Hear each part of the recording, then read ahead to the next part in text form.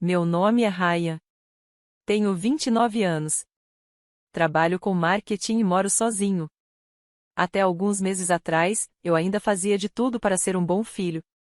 Sabe como é aquele que sempre aparece, sempre paga, sempre leva presente, o desapontamento de confiança, a carteira sempre aberta. E, sinceramente, eu achava que isso seria suficiente para garantir um lugar à mesa. Mas não foi suficiente nem para me garantirem um prato. Tudo começou com uma mensagem da minha mãe, há 2 semanas, jantar em família no dia 15. Vista-se bem. Simples assim. Sem detalhes, sem explicar o motivo do encontro. Nenhuma pista de que não seria apenas mais uma noite de comida por delivery, como de costume. Imaginei que fosse aniversário de alguém ou uma mini reunião de família, tanto fazia. Depois de anos sendo meio incluído, eu estava só feliz por ser chamado para alguma coisa. Respondi com um claro. Estava ansioso e marquei no calendário sem pensar muito. Na véspera, mandei mensagem perguntando se podia levar algo. Silêncio. No dia seguinte, de manhã, mandei outra mensagem só para confirmar o horário e o local. Nada ainda. Por volta das 2 da tarde, finalmente, minha irmã Emma respondeu: não precisa se preocupar. Chega às 19 horas. Vai arrumado. E eu fui. Paletó, calça social, barba feita. O maior esforço que já tinha colocado em um evento de família desde o casamento do meu primo, 4 anos atrás. Cheguei 15 minutos adiantado nesse restaurante chique no centro da cidade. Daqueles com pouca luz, copos minúsculos d'água e garçons que falam sussurrando. Entrei, disse o nome da reserva mesa da família Green, 6 pessoas e me levaram até uma grande mesa redonda, com lugar para 6. Por um momento, sorri. Talvez, dessa vez, fosse diferente. Mas a hostes franziu a testa. Na verdade, desculpe. Parece que houve uma mudança. Sua mesa é ali. Ela me guiou pela sala até um cantinho apertado perto das portas da cozinha. Era uma mesinha para 2, com um cardápio plastificado do Baranex. Pisquei, confuso. Acho que houve um engano. Estou com a família Green. São 6 pessoas. Ela inclinou a cabeça. Foi isso que me passaram. Senhor, sua família está ali.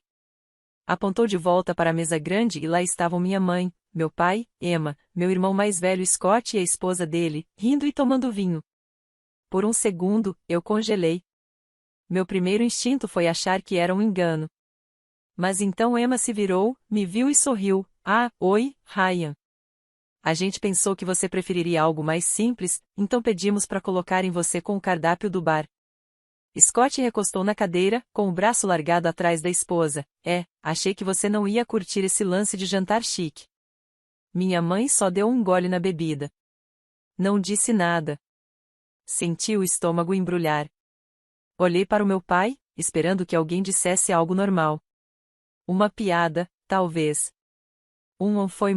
Foi um mal-entendido. Mas ele nem olhou na minha direção.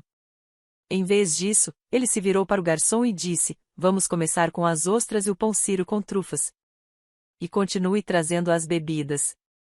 Fiquei ali parado como um idiota, ainda segurando a pastinha preta com o e-mail de confirmação da reserva aberto no meu celular. Eu tinha me oferecido para ajudar a organizar esse jantar. Eu ajudei a pagar o casamento do Scott. Fui eu quem bancou o seguro do carro da Emma por um ano inteiro quando ela perdeu o emprego. Fiz compras, paguei contas médicas, e dei dinheiro, sem alarde, para os meus pais quando a hipoteca apertou.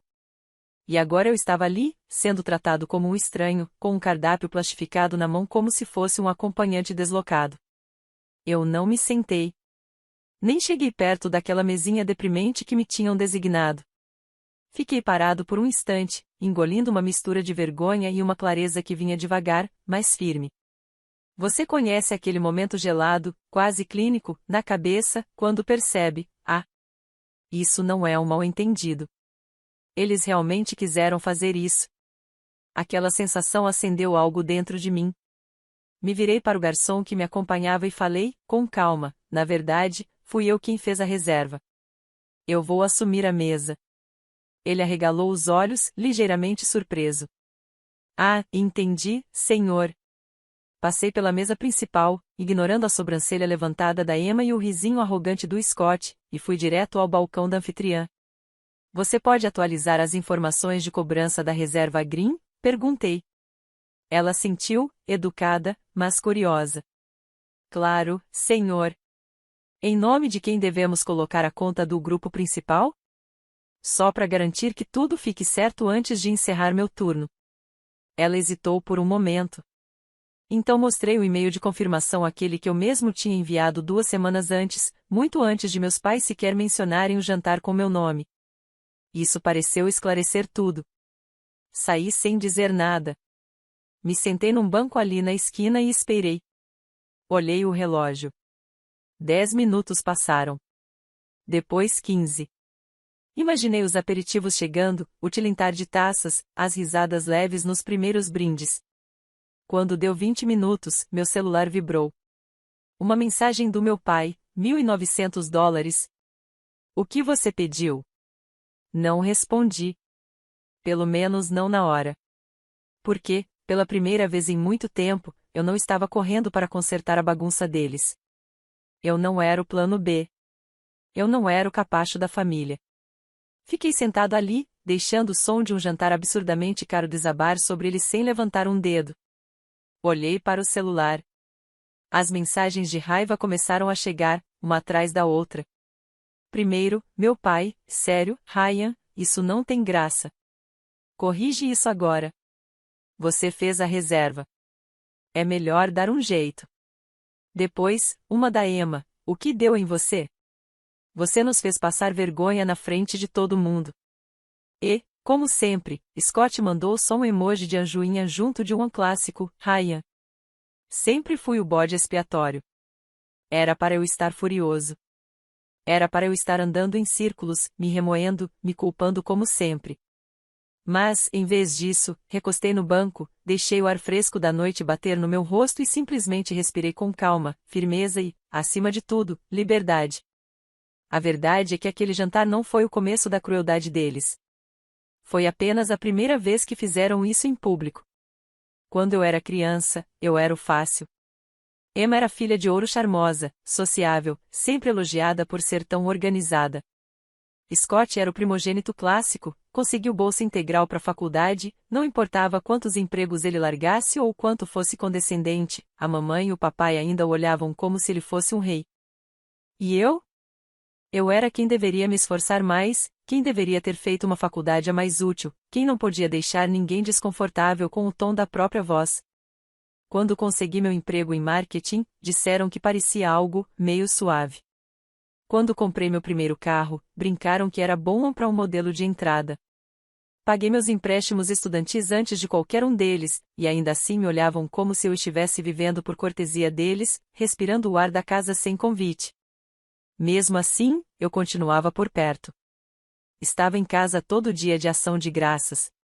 Mandava presente de aniversário mesmo quando esqueciam o meu.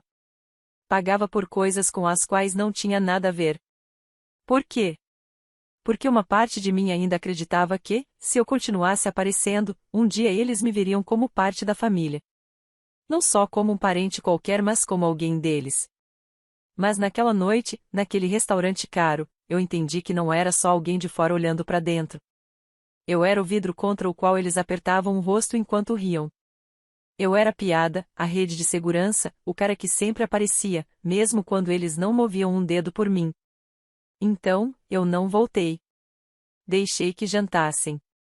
E enquanto eu estava sentado naquele banco, saboreando o desastre sutil e preciso que havia criado em silêncio, decidi que tinha encerrado aquele papel.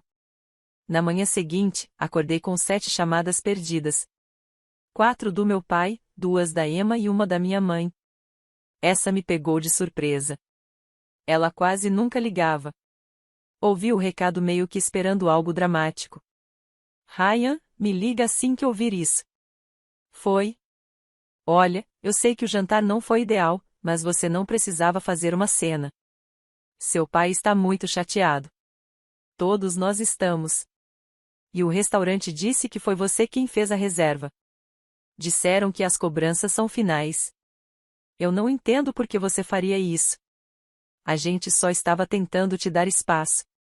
Enfim, me liga, por favor. Tentando me dar espaço. Essa parte me fez rir de verdade. Não retornei a ligação. Em vez disso, passei o dia fazendo outro tipo de reserva no aplicativo do meu banco, no portal do meu cartão de crédito, e em cada serviço automático que eu, ingenuamente, tinha vinculado a eles. O seguro do carro da Emma foi cancelado. A Netflix do Scott e a mensalidade da academia que eu pagava sem ele saber desapareceram. O plano de telefone da família, do qual eu ainda era tecnicamente o administrador, teve meu cartão removido. E o principal, a internet da casa dos meus pais, o sistema de segurança e o plano de saúde suplementar, tudo que estava vinculado à minha conta porque o crédito deles não foi aprovado anos atrás foi pausado. Não excluído, não sabotado. Apenas desvinculei o financiamento.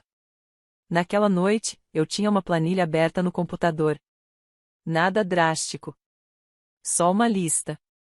Um resumo claro do que eu pagava, do que tinha assumido discretamente ao longo dos anos. Não mandei para eles. Ainda não.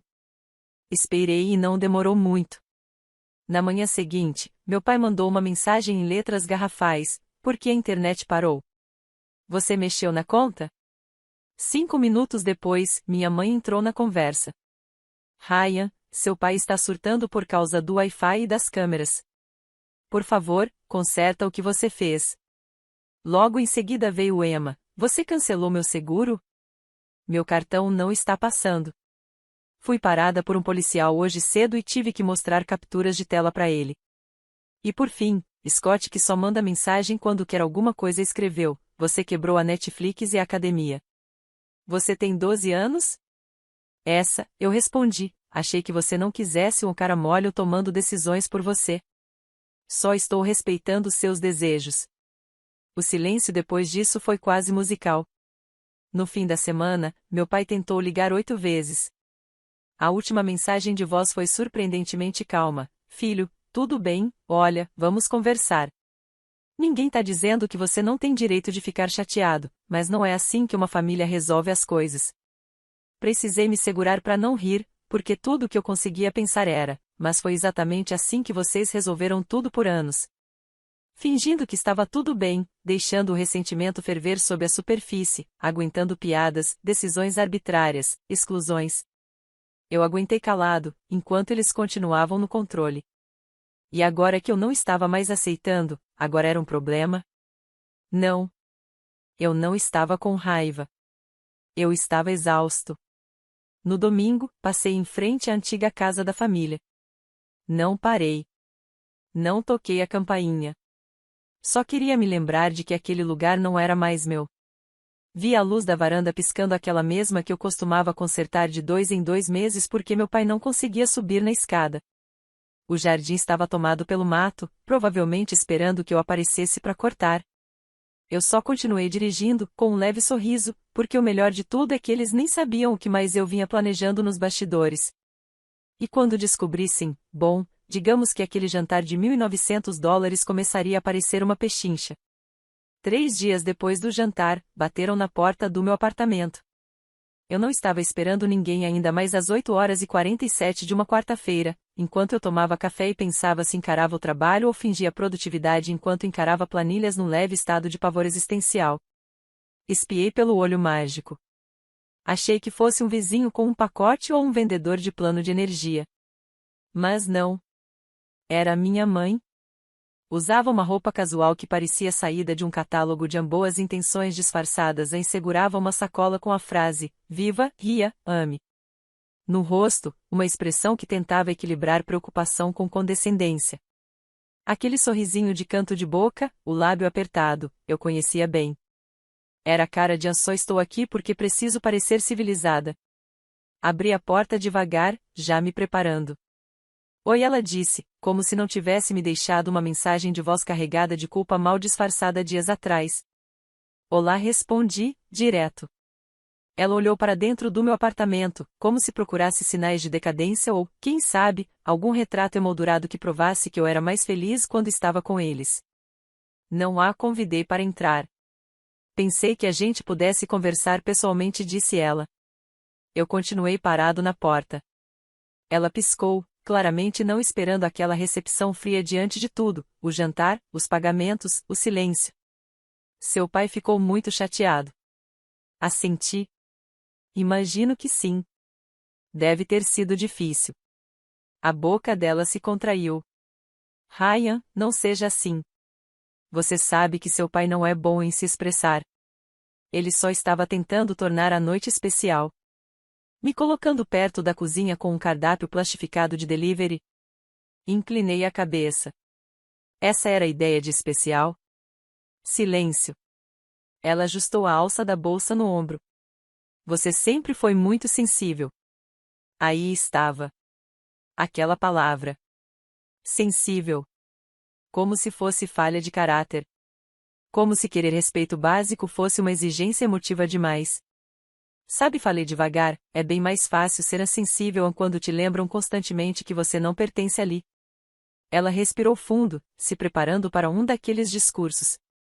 Acho que o que estamos enfrentando aqui é a sua necessidade de ser o centro das atenções. Você sempre leva tudo para o lado pessoal. Foi só um jantar, Ryan. Um jantar que eu paguei. Que eu organizei. E para o qual eu nem fui devidamente convidado. Isso não é justo, rebateu ela, antes de suavizar o tom. Olha, não podemos simplesmente seguir em frente? Desfaz tudo o que você fez com as contas. Conserta a bagunça. Encostei no batente da porta e cruzei os braços. Você quer que eu conserte a bagunça? Ela piscou, desconcertada. Você sabe o que eu quis dizer. Eu sei. Você quer dizer que quer que eu volte a pagar por tudo, calado, sendo tratado como um figurante. Não é isso que ninguém quer. Você dramatizou demais. Soltei uma risada seca. Não porque fosse engraçado, mas porque era previsível. Quase admirei a consistência. Peguei meu celular, abri a pasta de recibos, capturas de tela, planilhas, transações com anotações. Não joguei na cara dela, só mostrei, casualmente, para que ela pudesse ver o volume. Eu acompanhei tudo. Cada centavo dos últimos 3 anos. Meu seguro. O telefone do Scott. O sistema de segurança da casa. Compras no mercado. Streaming. Seguro de um cachorro que eu nem conheço. Parei por um instante. $21.389. O rosto dela ficou pálido. Você está exagerando. Posso imprimir os relatórios, se preferir. Ela não disse nada. Então me diz, mãe, quando você e o papai riram sobre me colocarem na mesa casual, quando a Emma disse que eu não queria fazer parte de verdade do jantar, aquilo fazia parte do plano? Ou era só uma piada às minhas custas? Os olhos dela baixaram.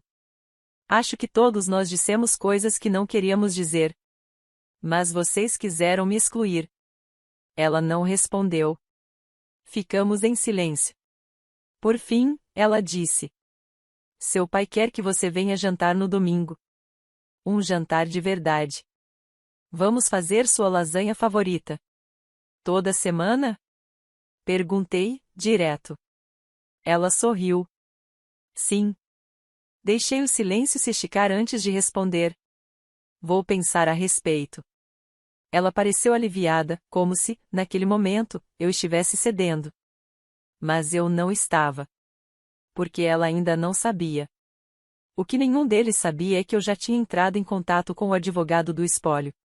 A casa da família é aquela onde meu nome consta parcialmente porque fui fiador no refinanciamento de 5 anos atrás, para ajudá-los a conseguir uma taxa de juros menor, já estava envolvida num processo formal iniciado por mim, abrir mão da minha responsabilidade e da minha parte na propriedade. Parece generoso, até você entender que, sem meu crédito no contrato, o banco é obrigado a reavaliar o financiamento.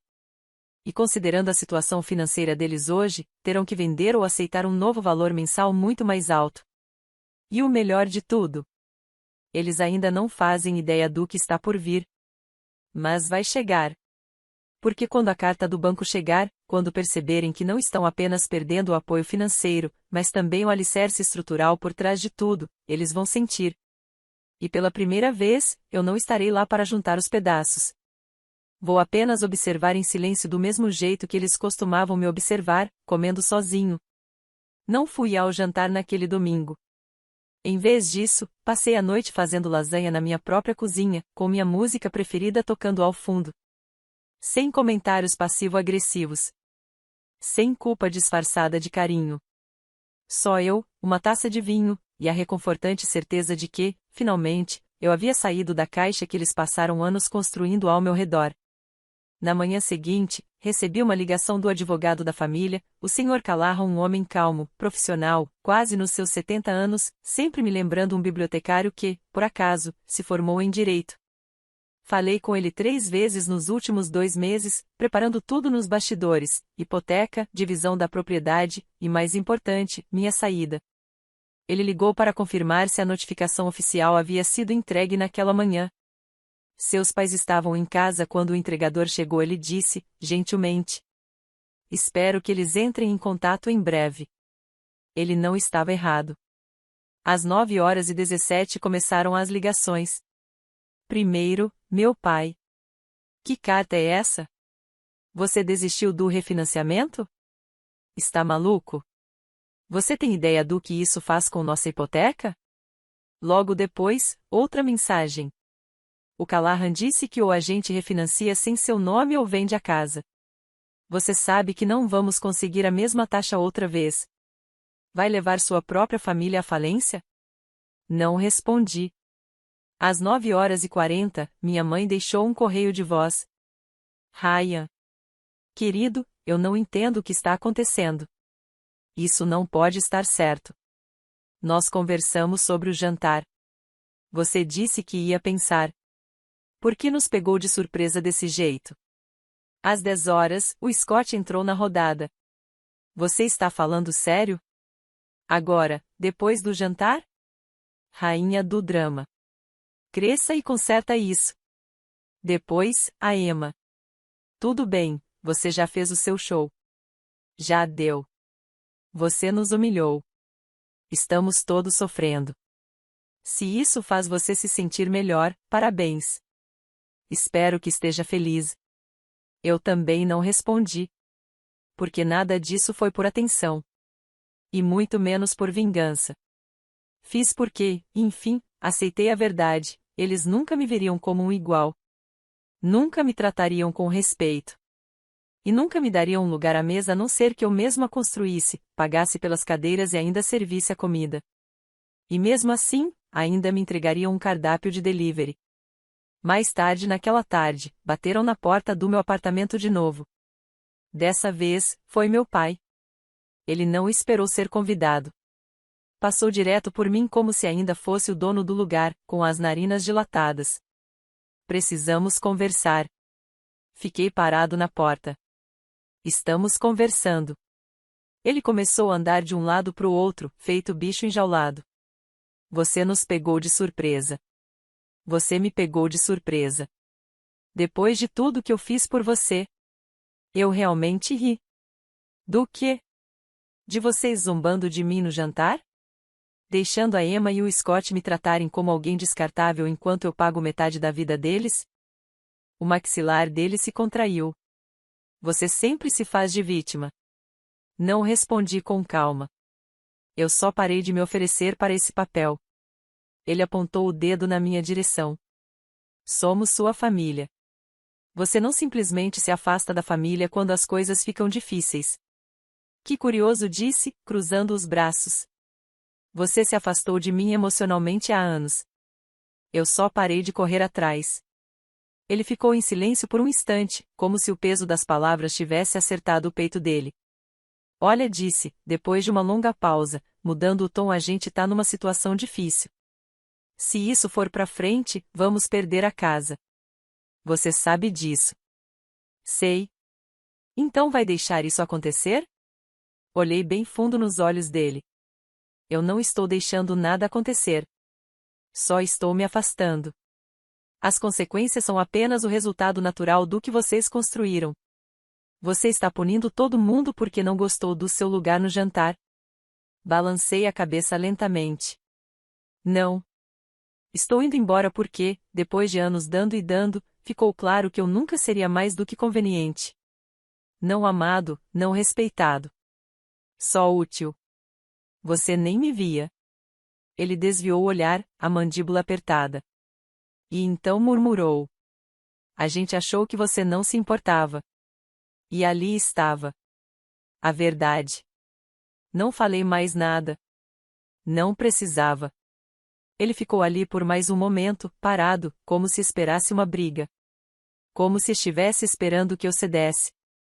Que eu fizesse o que sempre fiz, me desculpasse, aliviasse, tornasse tudo mais fácil para eles. Mas eu não fiz. Por fim, ele se virou e foi embora, sem dizer mais nada. Uma semana se passou. A casa foi colocada à venda. Uma placa da imobiliária apareceu no jardim perfeitamente aparado, o mesmo que eu costumava cortar de graça todo verão, achando que isso significava alguma coisa. Eles tentaram fingir que foi escolha própria. Contaram aos parentes que estavam a reduzindo o tamanho, mas todo mundo no grupo da família sabia. A notícia corre rápido quando 3 filhos adultos começam a procurar empréstimos e sofás disponíveis.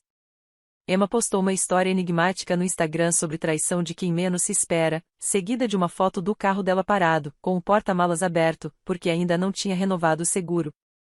Scott criou uma vaquinha online com uma história tocante sobre dificuldades financeiras. Arrecadou $80 de 2 colegas de trabalho e do professor de educação física do ensino médio. Mamãe me mandou um único e-mail, só um link para um álbum antigo de fotos, de uma viagem à praia, anos atrás. Não abri. Porque, sinceramente, eu não precisava de lembranças para saber o que tinha perdido. O que eu precisava era proteger o que eu finalmente tinha conquistado. 3 meses depois, a casa foi vendida. Eles se mudaram para um imóvel menor, alugado, nos arredores da cidade. Emma teve que pegar turnos extras. Scott cancelou a academia e passou a correr em parques públicos, sobre o que ele passou a reclamar diariamente nas redes sociais. Mamãe e papai pararam de ligar. E eu? Fui para a Itália. Não foi planejado. Foi um surto de espontaneidade. Eu vim economizando para isso havia anos, sempre dizendo a mim mesmo que não era o momento certo. Mas quando vi o anúncio de a vendida no Zillow, comprei a passagem naquela mesma noite. Sentei em Florença, vendo o sol dourado sangrar sobre o Arno. Tomando um expresso, respirando de verdade pela primeira vez na minha vida adulta. Sem dívidas emocionais. Sem correntes nos tornozelos. Só liberdade. Liberdade conquistada. Numa dessas noites, enquanto as luzes da cidade se acendiam, recebi uma mensagem de um número não salvo, mas que eu reconheci na hora. Era mamãe. A mensagem dizia: espero que você esteja bem. Estamos todos lutando. Papai não é mais o mesmo. Sentimos sua falta. Fiquei olhando para a mensagem por um longo tempo. Então digitei uma única palavra. Adeus. Bloqueei o número. Não por ódio. Nem por vingança. Mas porque eu sabia que, se deixasse aquela porta entreaberta por menor que fosse, eles iam encontrar um jeito de entrar de novo. Com culpa, vergonha, desculpas pela metade e exigências disfarçadas de carinho. E eu já estava farta. Eles me ensinaram, com cada gesto, com cada silêncio, como uma família não deve ser. E agora, finalmente, eu estava aprendendo a construir a minha própria. Tijolo por tijolo. Limite por limite. Uma família que não me peça para sentar perto da porta da cozinha enquanto brindam entre si com os aperitivos que eu paguei. Uma que começa comigo e termina em paz,